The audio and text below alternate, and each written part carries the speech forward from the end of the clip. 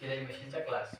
आपल्या ट्रस्टचा एक ऑब्जेक्टिव्ह असा आहे, उदाहरणार्थ समजा आज आपण शिलाईचं काम केलं, समजा आपल्याला ब्लाऊज शिवता येते, आपल्याला ड्रेस शिवता येते, म्हणजे आपल्याला पूर्णपणे काम जमतो, आपल्याला त्या अंगी आपला गुण आहे तो, आपण घर बसल्या एक दोन्ही ब्लाऊज शिवले तर 2 पैसे इन्कम आपण करू शकतो. ब्लाऊजची शिलाई काय आहे? 150 रुपये 200 रुपये. आणि एखादी शेतात जाणाऱ्या महिलेचा आपण विचार जर केला तर त्यांना काय रोज असतो? 200 रुपये. 11ला जातात आणि 4-5ला घरी वापस येतात, तेव्हा त्यांना 200 रुपये भेटतात. पण हा एक सिलाई मशीन असा एक गुण आहे, आपण समजा घर बसल्या 2-3 ब्लाऊज शिवले तरी आपण 400-500 रोज घर बसल्या कमवू शकतो. माझ्या समजण्याचा तुम्हाला अर्थ समजला असला की आपल्याला घर बसून 2 पैसे इन्कम करायचे आहे. म्हणजे आमचा दृष्टिकोन आहे की बेरोजगाराला एक रोजगार आपल्याला इथे अवेलेबल करायचा आहे. आणि आपलं काम इथपर्यंत थांबणार नाही. आपण हा क्लास केल्याच्या नंतर तुम्हाला ब्लाऊज ड्रेस शिवता येते ठीक आहे, तुम्हाला तो गुण भेटला ठीक आहे, तुम्हाला तो रोजगार भेटला तो ठीक आहे. आपण हा क्लास झाल्याच्या नंतर अशा प्रकारचे एक ऑनलाईनचं प्रमाणपत्र तुम्हाला आम्ही इश्यू करणार आहे.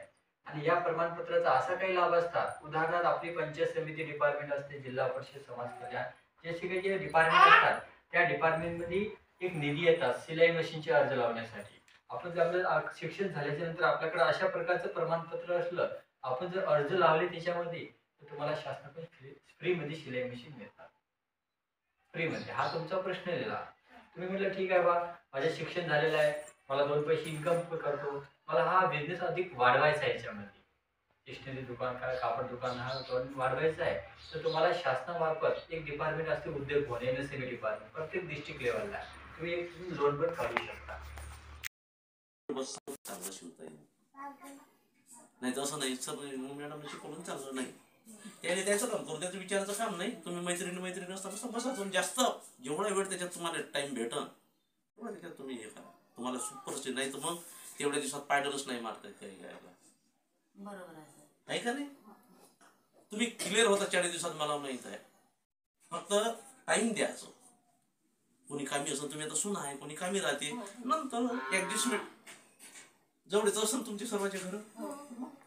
आणि ते ताई कशाला काही म्हणते मग जेवढं तुम्ही बसणार, जेवढे तुम्ही शिवणार, जेवढी मशीन तुमच्या पायात येणार तेवढं सुंदर पाहिजे. आणि कधीही तुम्ही शिवताना आता एक काम करा, शिवताना मग तुम्ही शिवता काय करता, पायपिंग असते गळ्याची, पायपिंग शिवताना मग तुमचं थोडंसं जजमेंट चुकलं की मग त्याच्यात कपडा कुठंतरी दाबता, मग त्याचं होते खोंगड. म्हणजे काय म्हणते त्याला, मराठीत खोंगड म्हणतात ना, तुमच्या भाषेत काय म्हणून त्याला एका जागेवर जमा होते कपडा. तरी त्यांना ते आपला राऊंड मारायला जाते पायपिंगची, मग कपड्याचं काही कटाई थोडी नाही झालं अंदाज नसते, त्याच्यामुळे मग ते एक साईड दाबला की ते एक साईडच पडून जाते असं डुम्मट. ते त्यांना कपडा जास्त सोडायचं कटाईच्या वेळेस. मी नाही का सर, त्यांना नाही का असं क्रॉस कापड कातरायला सांगितलं. क्रॉस तर काटू द्या, त्यांना कापड यासाठी जास्त सांगा.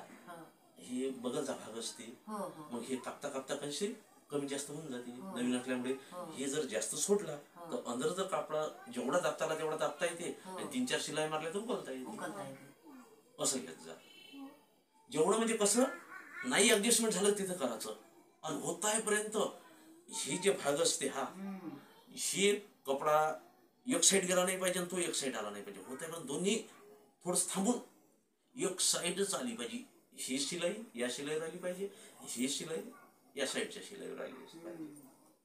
चुकू द्या, चुकतच असते, हा, पण ते विचारपूर्वक मन लावून की आपली शिलाई गेली नाही पाहिजे बा. तर हे जर आता समजून घ्या, हे तुम्ही कापड कापला, एवढा जर आपण सोडला तर त्याच असं अंदाजानं पुरा कापड सुटला पाहिजे, म्हणजे ब्लाऊज बरोबर त्या शिलाईवर येते. आणि ते जर तुमचं जजमेंट चुकलं, कुठं जास्त कुठं कमी की ही शिलाई येत नाही तुमची, मग हा मुंडा इकडे येते ना या साईडला चालला जाते, अरे बाई बरोबर शिवत नाही ते ब्लाऊज. हे जर तुम्ही गोष्टी ऐकल्या की तुम्ही परफेक्ट टेलर होणार, तुम्हाला जहाजही नाही पकडू शकत कोणी तुमचा. सर्वात आता हे यायचं, आता तुम्ही सांगतो, आता हे आपण सर्व वेगवेगळे आहोत आपले, म्हणजे वयानुसार असते, कोणची लठ्ठ बाई असते, कोणची बारीक बाई असते. कटोरीचा भाग शिवताना त्या बाईवर पाहून शिवायला लागते. मी सांगितलं ना तुम्हाला. नाही तर मग 25 शिवली तर मग सर्व 50 नसते बस. 22 पाहून शिवा लागते. आणि नसन हे झालं तर तिच्या अंगावर ब्लाऊज असते ते स्वतःच पाहायचं, तिच्यावरच जागेवरच हे माप घ्यायचं आणि तिथे अंदाज काढायचा. हे 5चं घेतलं होतं हे म्हणजे कमी होती, ही बाई थोडी लट टाइम 6 येते का, तर 5.5 येते, आणि त्या हिशोबाने बरोबर हे करायचं. दररोज तेच शिक्षण आहे सर, त्यांना विचारा. कपड्याचा अंदाज हे ताई सांगते तेवढा सोडायचा की ते ब्लाऊज बरोबर येते, असा असते याचा अंदाज. हे तुम्हाला पटलं की तुम्ही टेलर परफेक्ट बनता, हेच सांगत नाही कोणी. आणि शिवलं कुठे, हे गेलं या साईडनं, ते गेलं त्या साईडनं.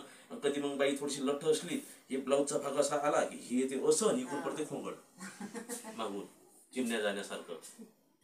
हे नाही पडलं पाहिजे. टेलर तर टेलरच परफेक्ट. कसे तुम्हाला 200 रुपये भेटत